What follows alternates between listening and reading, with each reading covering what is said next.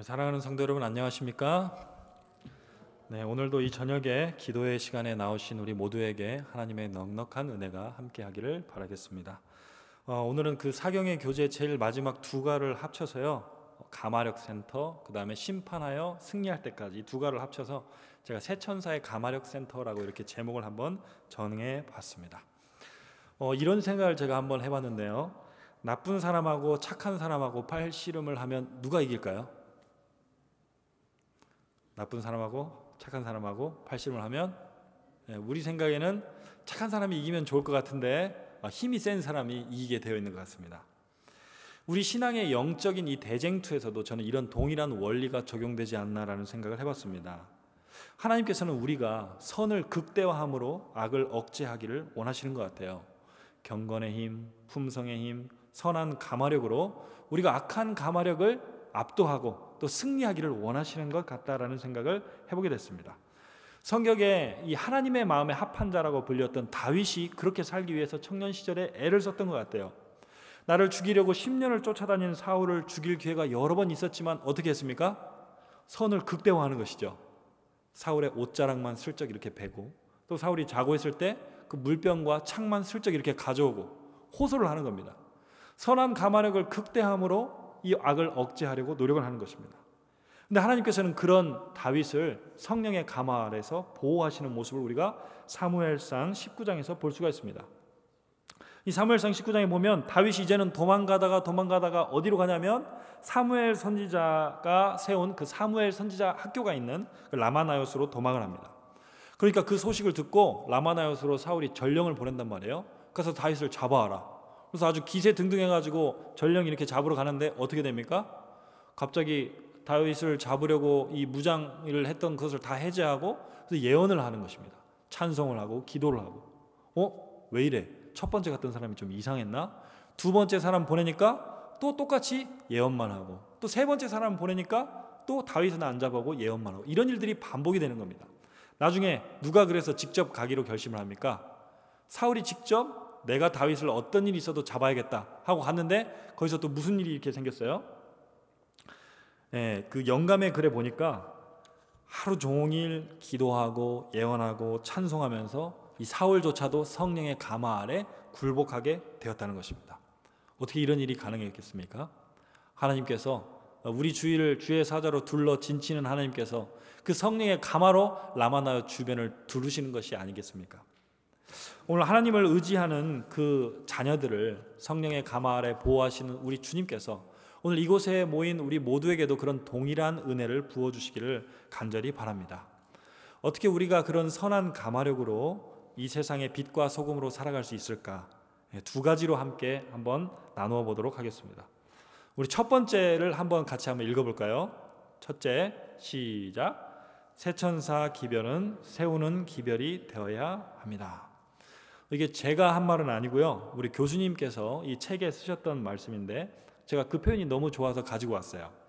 새천사 기별은 destructive message, 그러니까 파괴적인 기별이 아니라 constructive message, 세우는 기별이 되어야 된다라는 것입니다. 제가 책에서 이 구절을 보고 야, 맞다, 진짜 우리는 세우는 기별을 전하는 새천사가 되어야 된다라는 이런 생각을 해봤습니다. 새천사는 무서운 사람들이 아니라 좋은 사람들이 되어야 된대요. 근데 이 새천사 기별의 핵심이 심판이잖아요. 그럼 우리가 이 심판의 기별을 어떤 모습으로 전해야 될까? 예수님의 모습에서 우리가 힌트를 찾아볼 수가 있죠. 마태복음 12장에 보니까 예수님께서도 심판의 기별을 전하셨다라고 이렇게 기록하고 있는데 어떤 모습으로 예수님께서 이렇게 전하셨습니까? 그는 다투지도 아니하며 들레지도 아니하리니 아무도 길에서 그 소리를 듣지 못하리라. 소리를 지르시거나 다투시거나 욕을 당하면 다시 되돌리시거나 위협하시거나 그런 방법으로 정하신 것이 아니라 우리가 심지가 꺼져가면 얼른 그것을 살리라고 막 바람을 훅훅 이렇게 불어대듯이 자비와 긍휼을 가지고 세울 거는 세우고 살릴 거는 마지막 끝까지 다 살리시면서 십자가의 죽음으로써 이 심판의 기별을 전하셨다는 것입니다. 그래서 교회 증언 6권 265페이지에서 266페이지를 보니까 엘렌 화이트이 이 새천사 기별을 이 이사야서 58장과 연결을 이렇게 시키더라고요. 근데 이사야서 58장에 무슨 내용이 기록되어 있습니까? 우리 한번 읽어보도록 하겠습니다. 내가 기뻐하는, 시작. 내가 기뻐하는 금식은 흉악의 결박을 풀어주며 멍에의 줄을 끌어주며 압제당하는 자를 자유하게 하며 모든 멍에를 꺾는 것이 아니겠느냐. 또 줄인 자에게 내 양식을 나누어 주며 유리하는 빈민을 집에 들이며 헐벗은 자를 보며 입히며 또 내 골육을 피하여 스스로 숨지 아니하는 것이 아니겠느냐. 이사야 58장을 처음부터 이야기 이렇게 읽어보면 야곱의 집에 허물을 고하라, 금식하면서 고하라라고 이렇게 얘기하는데, 그 내용이 뭐냐면 금식하면서 다투지 말고 그 내용이 이런 방법으로 전하라는 거예요. 선한 가마력을 통해서 세우는 그런 기별을 전하는 자세로 이 기별을 전하라는 것이죠. 그래서 오늘 우리도 이 세 천사의 기별, 심판의 기별이라 할지라도 이렇게 사람을 세우고 사랑과 자비의 긍휼의 기별로 예수님과 같이 전해야 된다는 것입니다. 우리 사랑하는 모든 성도 여러분, 우리 주님이 그러셨던 것처럼 오늘 우리 모두도 선을 극대화함으로 악을 억제할 뿐만 아니라 예수님처럼 죄에서 승리할 수 있는 그런 충만한 은혜가 우리 삶 가운데 함께하게 되시기를 간절히 바랍니다. 그래서 우리의 싸우는 방법은 이 세상과는 좀 달라야 된다고 이렇게 사경의 교재 저자분이 이렇게 쓰셨더라고요. 그래서 친구가 때려도 나는 맞고 이렇게 덤비지 않았다. 그랬더니 싸움이 다 끝났다. 뭐 이런 내용을 이렇게 하셨는데요. 제가 몇 주 전에 재림연수원에서 한 이 여자 성도분의 은혜로운 간증을 이렇게 듣게 됐습니다. 제가 그분의 허락을 받아서 여러분과 함께 그 은혜를 나누고자 합니다. 이 여자분은 첫사랑과 만나서 결혼까지 하게 된 그런 성도님이셨습니다. 근데 말씀을 들어보니까 우리 교회는 한 번도 오신 적이 없었어요. 전혀 상관이 없던 분인데, 근데 이 첫사랑, 그 자신의 남자친구가 저희 삼육학교에 기간제 교사로 취직을 하게 됐다는 거예요. 근데 그 교장 선생님께서 이 신입 교사분을 어떻게 봤냐면, 뭐 신앙이 있던 사람도 아니었던 것 같아요. 교사가 아니라 한 영혼으로 보신 것입니다. 그래서 많은 관심을 주시고 성경 공부도 하고 이렇게 하니까 그 과정을 통해서 눈을 뜨기 시작한 겁니다. 이 신앙을 받아들이게 된 이 남자친구가 자신의 여자친구에게 전화해서 그 내용을 자꾸 이야기하는 거예요. 그러니까 서로 이제 뭐 다투기도 하고 그러겠죠. 뭐 창조론이 어떻고 진화론이 어떻고 막 이렇게 남자친구가 이야기를 하기 시작하는데, 아무리 생각해도 이 남자친구가 너무 거기에 빠져버린 것 같다는 거예요. 그래서 이제 안 되겠다. 호랑이를 구하려면 어디로 가라? 호랑이 굴로 들어가라. 그래서 재림교회에 들어가기로 결심을 했다고 그래요. 내가 내 사랑하는 남자친구를 내 발로 구원해내겠다. 그리고 자신이 있던 곳에서 가까운 그 재림교회를 검색을 해서 그곳에 이렇게 안식일에 출석을 했는데, 근데 거기서 어떤 일이 일어났냐면 어린이로부터 나이 드신 어르신까지 마치 이 여자분을 그 전부터 봤었다는 듯이 그렇게 기쁘게 환영을 해주더라는 것이에요. 이상한 교회에 이 남자친구가 다닌다고 생각을 했는데, 그래서 전투적인 마음으로 갔었는데 사람들의 반응이 생각했던 거랑 좀 다른 거예요.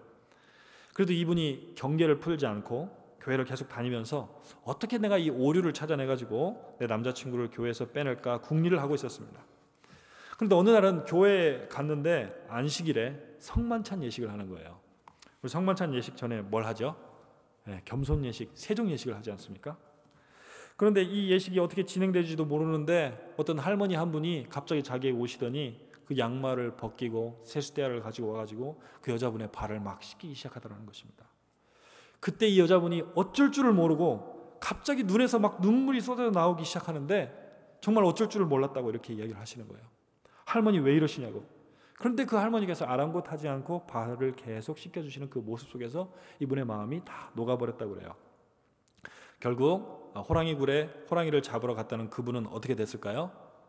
지금 현재 그 남편과 함께 저희 삼육학교에 부부교사로 재직하면서 신앙을 아주 잘 이어오고 계시다고 합니다. 마치 라마나요에 갔던 이 사울이 성령의 감화 아래 굴복했던 것 같은 그런 귀한 역사가 우리 교회마다 일어나고 있다라는 생각을 해보게 됩니다. 우리 사랑하는 모든 성도 여러분, 오늘 우리도 예수님께서 그러셨던 것처럼 사랑과 자비와 용서와 긍휼과 섬김으로 다른 이들을 세우고 또 사랑하고 또 기별을 전할 수 있는 그런 주님의 신실한 제자들이 다 되시기를 간절히 바라겠습니다. 두 번째로는 두 번째도 한번 읽어보겠습니다. 두 번째 시작. 이것도 그냥 이거는 제가 생각해 본 말인데요. 우리 교재를 이렇게 쓰신 분의 의도가 이것이 아닌가라는 생각을 해보게 됐어요. 남은 교회는 있는 곳에서 가마력 센터가 되어야 된다. 하나님께서는 당신의 백성이 있는 자리에서 우리가 그 하늘의 전초 기지가 되기를 기대하시는 것 같아요. 사도행전 19장에 보면 이런 가마력 센터가 나오죠. 바울이 이 복음을 전하는데 에베소라는 도시에다가 이런 가마력 센터를 지었습니다. 저희가 에베소는 이 요한계시록 공부를 하면서도 배웠지만 아시아 지역의 관문과도 같은 곳이거든요. 근데 거기는 어떤 지역이냐? 매년 5월만 되면 로마 전역에서 거기에 있는 아주 유명한 아데미 신전의 여신 아데미를 숭배하기 위해서 사람들이 막 몰려드는 거예요. 그러면 거기에 그때 사람들이 은금으로 우상을 자한 것을 만들어 가지고 이렇게 팔면 그 사람들이 1년에 한 번씩 새 것을 사 가지고 가서 자기 집에다 모셔놓고 또 예배하고 1년에 한 번씩 와서 또 그것을 갱신하고 이런 우상 숭배가 성행했던 곳이었습니다. 그러다 보니까 자연히 돈이 어디로 모이게 될까요?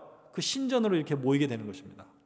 그러면서 여러 가지 신전, 극장, 체육관, 목욕탕, 율락업소 이런 것들이 막 즐비하게 생기고 그러다 보니까 마술도 성행하고 부도덕한 타락의 모습들이 에베소 곳곳에서 나타나기 시작했습니다. 그런데 사도 바울이 이런 작은 로마라고도 불리우는 이런 우상 숭배의 중심지요 타락한 이런 도시에 뭘 세우냐면 두란노 소원이라는 것을 세우는 거예요. 두란노라는 이 사람이 아마 그 교실을 이렇게 세웠던 것 같아요. 근데 그것을 빌려가지고 2년 동안 꾸준히 거기서 복음을 전하는 것입니다. 아마 브리스길라와 아굴라도 가정교회를 통해서 이 에베소에서 가마력 센터로서 아주 중요한 역할을 감당했을 것 같아요. 그런데 그곳에서 계속해서 복음을 전하고 선한 가마력을 행사하기 시작하니까 이 영향력이 계속해서 퍼져서 에베소에서 무슨 일이 일어났어요? 에베소 신전에 갑자기 돈이 모이지를 않는 것입니다. 우상 숭배가 사라지기 시작하고 마술책을 불태우기 시작하고 사람들이 막 이런 소동이 일어나기 시작하는 거예요. 그러면서 우상 숭배와 타락의 중심지였던 에베소가 이제는 기독교 가마력의 본산지가 되어가는 것입니다. 제가 어떤 문헌을 보니까 이 에베소 교회를 중심으로 골로새, 히에라볼리, 라오디게아 교회가 생겼다고 그래요. 그 다음에 소아시아 교회는 이제 서머나, 버가모, 두아디라, 빌라델비아 뭐 이런 네 교회들도 생겨나게 되는 것입니다. 이 두란노 서원과 평신도 부부의 가정교회를 통해서 에베소에 큰 소동이 일어났을 뿐만 아니라 이제는 아시아 전역으로 그 선한 가마력이 확산되기 시작하는 것입니다. 그래서 성경에는 뭐라고 기록하고 있습니까? 사도행전 19장 20절 우리 함께 읽어보겠습니다. 이와 같이 시작. 이와 같이 주의 말씀이 힘이 있어 흥왕하여 세력을 얻으니라. 저는 이런 아름다운 역사가 오늘 우리가 속한 교회와 가정과 공동체에도 일어나게 되기를 간절히 소망해 봅니다. 여러 구체적인 사랑의 실천과 선한 가마력의 확산을 위해서는 에베소 교회의 경우처럼 어떤 거점이 필요한 것 같아요. 브리스길라와 아굴라의 그 가정교회 혹은 두란노 서원처럼 어떤 그 가마력 센터가 있어서 그곳에서 하나님의 선한 가마력이 퍼지도록 확산되어 가도록 하는 그런 일들이 필요한 것 같습니다. 저희 재림교회는 아닌데요. 미국의 이런 가마력 센터로 아주 유명한 교회가 하나 있습니다. 바로 로스앤젤레스의 드림센터라는 이 가마력 센터를 세운 베델교회입니다. 이 교회를 세운 매튜 바넷이라는 목사님은요. 처음에는 아주 야심을 가지고 내가 이 LA 지역에 가장 큰 교회를 세워보겠다는 꿈을 안고 찾아왔다고 그래요. 그런데 무슨 이유에서든지 자기 이 교회 개척을 돕겠다고 이렇게 왔던 그 사람들이 다 떠나가 버리고 정말 이곳에 하나님의 교회를 세우는 것이 맞느냐 이런 혼란에 그가 빠지게 된 것입니다. 그때 그는 하나님 앞에 절망하고 매달리면서 울면서 기도를 하기 시작했습니다. 그런데 그때 하나님께서 그의 마음속에 들려주는 음성이 뭐였냐면 바로 사람을 먼저 세우라라는 이런 음성이었다고 그래요. 사람을 먼저 세우고 교회를 세우라. 매튜 바넷 목사는 그 음성에 순종하기로 결심을 했습니다. 그리고 주변을 둘러보니까 그 지역이 어떤 지역이었어요? 에코 바넷이라는 그 지역이었는데 도시들 중에서 범죄율이 가장 높았던 지역이었습니다. 매튜 바넷은 그 이후로 아침에 일어나면 다른 사람들은 아무도 섞이기를 원하지 않는 사람들에게 나가서 그들과 먹고 마시고 사귀기 시작했어요. 공원과 거리를 돌면서 빈민, 노숙자, 갱들을 만났고요. 그 폭력 조직 단원들 그리고 가난한 이웃들을 위해서 교회 마당에서 파티를 열어줬습니다. 또 폭력 조직원들을 위해서는 교회 지차장에 농구대를 설치해줬고요.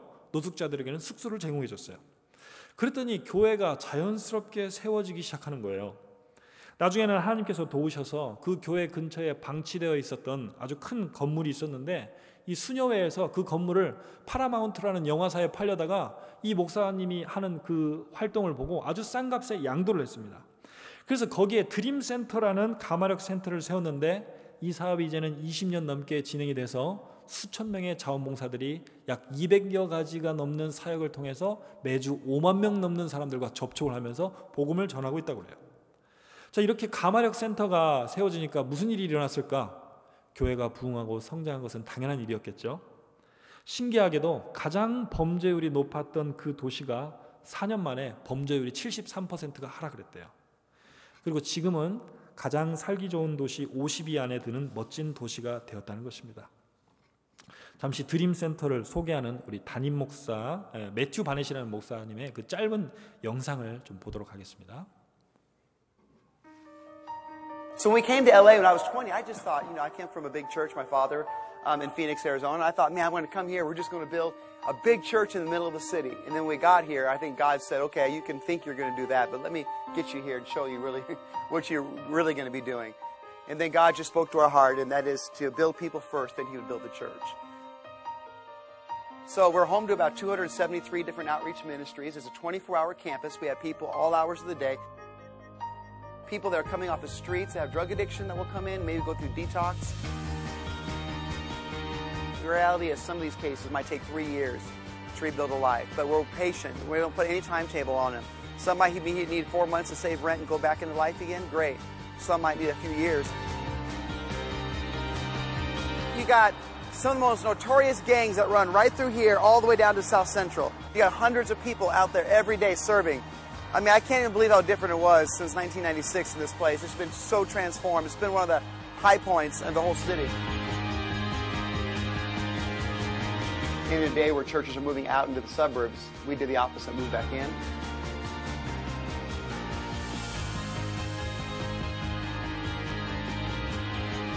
Staying in the community is the most important thing in building relationships and not going anywhere. Being the consistent force in people's lives, because the gangs are consistent, the dealers are consistent, and whoever stays longer in the community wins the battle for influence. At the end of the day, it's not about your potential. It's not about what you can do. It's about daring to believe in what God can do through you as you make a difference and set out to make a change. 참 멋있는 교회죠. 이 영상에서 이 매튜 바넷 목사는 뭐라고 얘기하냐면, 가장 중요한 것이 꾸준한 것이다라고 이렇게 이야기를 합니다. 그러면서 하다못해 물건을 팔려고 하는 딜러도 굉장히 꾸준하다, 포기하지 않는다. 그 다음에 갱들도 포기하지 않고 굉장히 꾸준하다. 우리도 꾸준하게 지역사회와 연결되어서 선한 가마를 끼쳐야 된다라고 이렇게 이야기하는 내용이 나옵니다.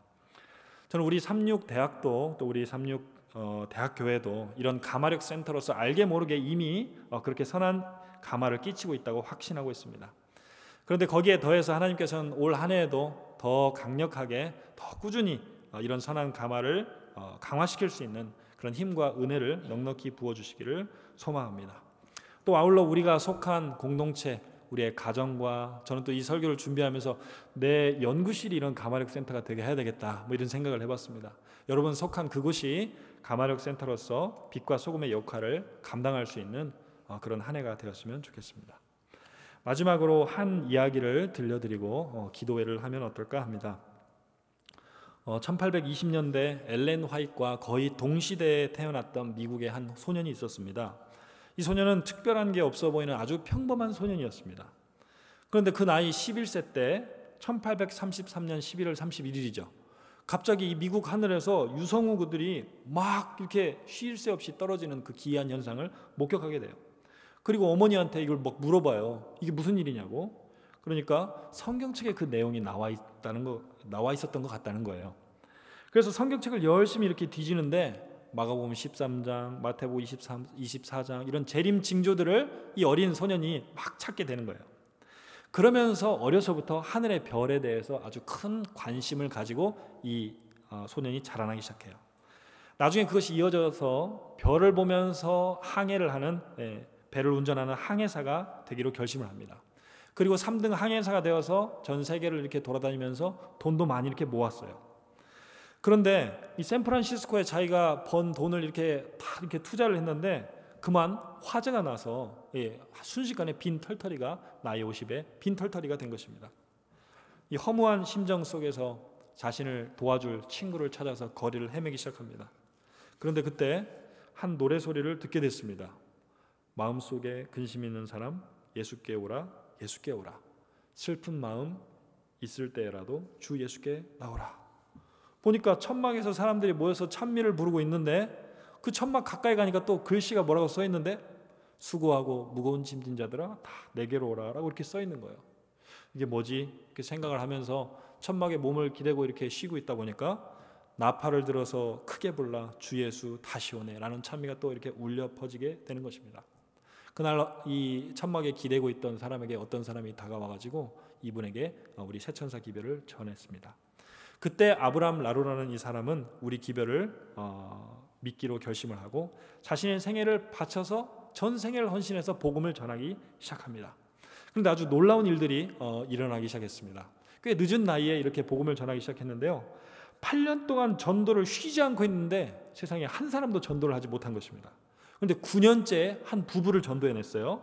그런데 그때 한 교수 부부가 이 재림 기별을 받아들인 겁니다. 그때 마침 또 캘리포니아 합회에서 힐즈버그 대학을 세웠습니다. 그런데 이 교사 될 사람이 부족한 거예요. 그래서 엘렌 화이트이 교사 될 사람을 막 수소문해서 찾고 있었거든요. 그때 아브람 라루에게 전도받았던 이 그레인저 씨가 힐즈버그 대학에 가서 학장이 된 것입니다. 그리고 나중에는 그레인저 씨가 또 일본의 대총회 선교사로 최초로 일본에 이렇게 파견을 받게 됩니다. 거기서 누구에게 기별을 전했습니까? 구니야 히데라는 사람에게 재림 기별을 전했죠. 그리고 또 그 구니야 히데라는 사람은 1900 몇 년이었죠? 제가 지금 좀 헷갈리는데 여튼 6월 12일에 고베의 이 누노비키 폭포라는 곳에서 이웅현 씨와 또 손홍조 씨에게 침례를 베풀었어요. 그때 한국의 최초의 재림 신자가 생기게 된 것입니다. 아브람 라루는 거기에서 멈추지 않고 고령의 나이에도 포기하지 않고 이 대총회는 너무 위험하다, 안 된다 이렇게 거절을 하는데도 불구하고 자비랑 선교사로 홍콩으로 이렇게 떠납니다. 그래서 홍콩 항구에 건강식품 가게를 이렇게 운영하면서 사람들에게 문서 전도도 하고 복음 이별도 이렇게 전하고 건강식품도 팔고 하면서 복음을 이렇게 전하는 거예요. 근데 그게 아시아 최초의 가마력 센터였다는 것입니다. 그는 중국인들에게도 4년 동안 눈물로 복음을 전했습니다. 그래서 결국 1902년에 9명의 최초의 중국인 신자가 그를 통해서 침례를 받게 되었다고 합니다. 이렇게 아브람 라루가 81세 일기로 세상을 떠날 때까지 기별을 전하기 위해 애를 많이 썼습니다. 지금 살아서 이 모습을 이 아시아의 복음이 이 본인 때문에 이렇게 퍼진 모습을 봤으면 얼마나 좋았을까요? 그런데 그것을 보지 못하고 눈을 감았어요. 그러나 저는 이 아브람 라루의 이야기를 보면서 우리가 주님의 선한 가마를 따라서 주님의 모본을 쫓아서 선한 가마력을 행사하고 또 복음을 전하는 일에는 크고 작은 일이 없다라는 이런 생각을 해보게 됩니다. 아브람 라루라는 한 사람을 통해서 아시아와 또 일본과 중국과 한국의 재림 기별을 선포하게 하신 하나님께서 오늘 우리의 선한 가마 속에 분명히 어떤 씨앗을 넣어 주셨을 것이라는 생각을 해보게 됩니다.